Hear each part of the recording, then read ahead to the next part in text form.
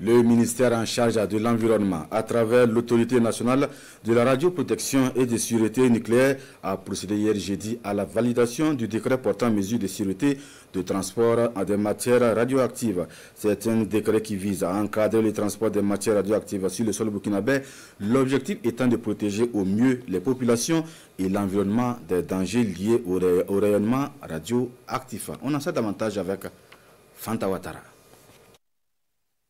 Le gouvernement burkinabé, engagé dans la dynamique de son programme électronucléaire, un programme qui nécessite la mise en place de mesures de protection. À cet atelier de Ouagadougou, les différents acteurs intervenant dans la mise en œuvre de ce programme approuvent un projet de décret relatif aux mesures de sûreté de transport de matières radioactives.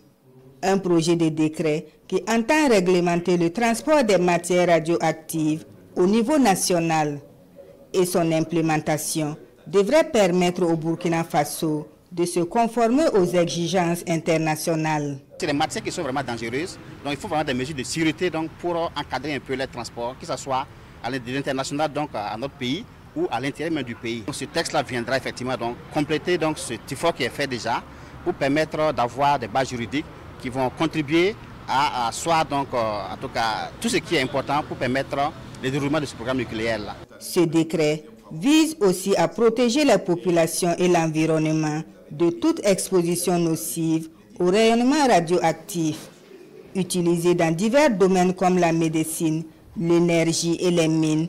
Les matières radioactives, bien qu'importantes, présentent des risques lors de leur transport.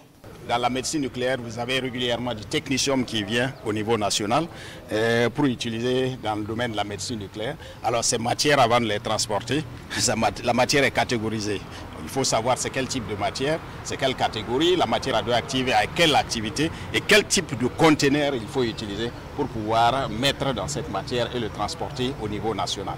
Parce que c'est des matières qui sont très dangereuses, même celui qui le transporte, même celui qui l'utilise, si ce n'est pas bien conditionné, lui-même il est exposé. Pour assurer un suivi rigoureux de la gestion des risques, le décret prévoit des sanctions financières et privatives de liberté allant de 5 à 15 ans.